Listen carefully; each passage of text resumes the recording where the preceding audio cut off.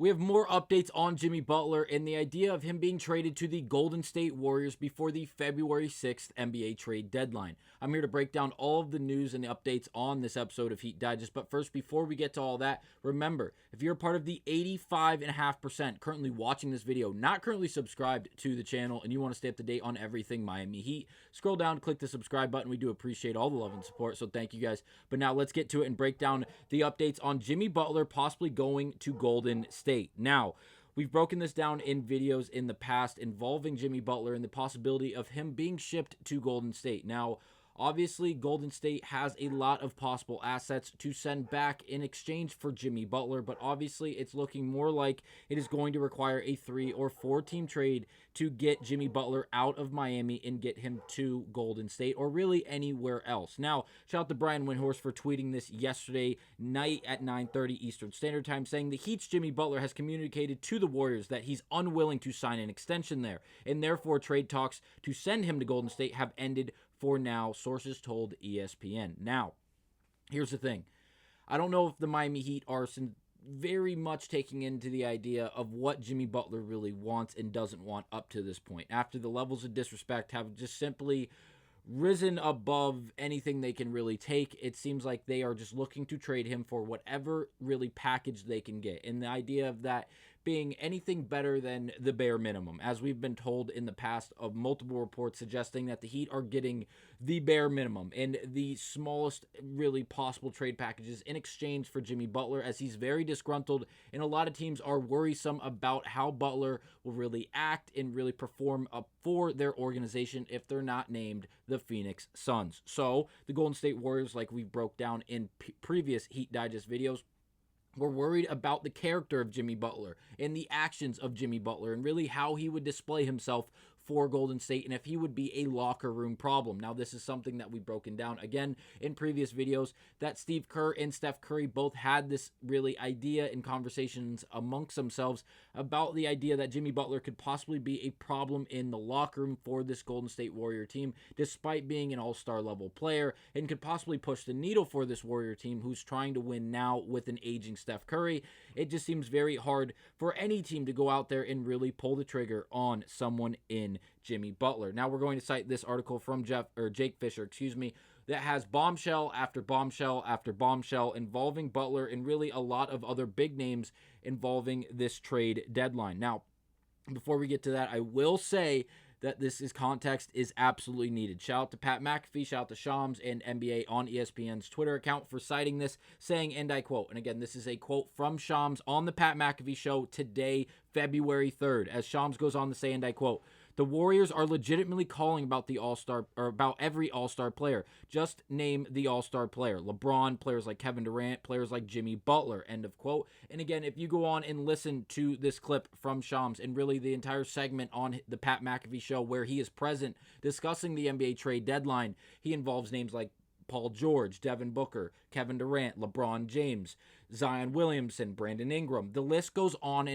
names that the Golden State Warriors are calling about, and Jimmy Butler was one of those names. So again, back to this article written by Jake Fisher titled "Latest Is it the Warriors' turn to strike gold before the Thursday NBA trade deadline?" And again, where he goes on to bring up a lot of the names that we just mentioned that Shams also brought up on the Pat McAfee show.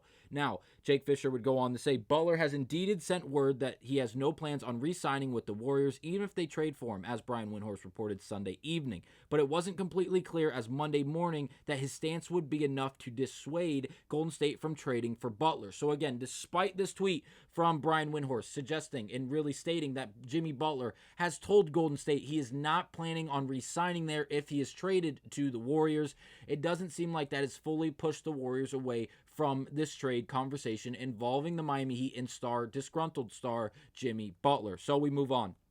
As it goes on to say, Butler has indeed sent word. It said that. Here we go. Part of why inside the Warriors group preferred chasing Butler over LaVine, sources said, stemmed from the concern over LaVine's lengthier contract. The Warriors, remembered, very recently turned Jordan Poole's 4-year, $120 million deal into Chris Paul's non-guaranteed contract with an eye keenly focused on financial flexibility, and the Golden State Warriors swiftly ducked under the luxury tax and utilized its cap space in fully mid-level exceptions this past summer. So again, the idea of staying away from LaVine is really why we're assuming Jimmy Butler is possibly the biggest name available for the Golden State Warriors, due to the fact that obviously he has 1 year left on this contract. Obviously, it is a player option. He can opt in, he can opt out, and if he does opt in, he'd be given $52 million for that final year of the contract. Now, the idea that he won't re-sign is intriguing. Now, obviously, I don't know if there's a team out there that Butler would be willing to vocally say that he would be willing to re-sign with outside of Phoenix. As we all know, Phoenix is where Jimmy Butler is attempting to really force his way to by really shutting down every other option. And really, that could be what we're looking at here. Now, shout out to Brett Siegels, another person we are going to be citing in this video on this channel, as we normally do. As he goes on to say in this tweet, it is DEFCON 1 for the Warriors right now ahead of the trade deadline. All options are on the table as they continue to search for another all-star talent to pair with Steph Curry. Further updates coming on at Clutch Points, but here's a teaser of what Golden State have been up to. And again, it goes on to cite his article as he goes on to bring up Kevin Durant as well as others involved in this NBA trade deadline. Now, sources say the most ambitious idea being tossed around among Golden State's decision makers is there any feasible pathway for the Warriors to pull off the dreamiest of outcomes and find a way to bring both James and Durant to the Bay. Now, this is just a crazy idea and really throws out what this Golden State really organization is looking like as the trade deadline quickly approaches, as again, it is February 3rd.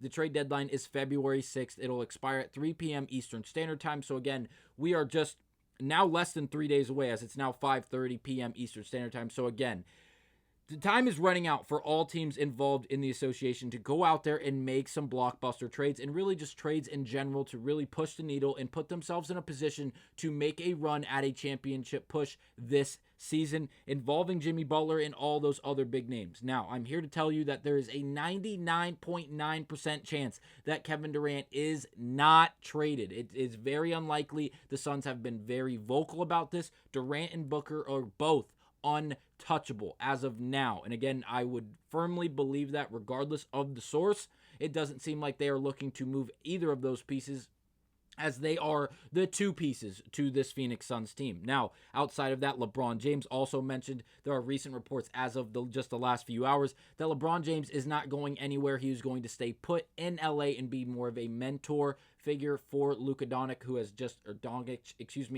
been acquired via trade for Anthony Davis going to Dallas, and then obviously Luka going to LA. If you have not seen that, all hell's broken loose in the NBA. Obviously, De'Aaron Fox is now in San Antonio involving a 3-team trade. That was also drastic, and it's very fun to witness, but also it's not so fun because the Miami Heat are not being involved in that. Now, the last quote from this Jake Fisher article that we're citing: the Mavericks are not pursuing Butler or Durant according to league sources.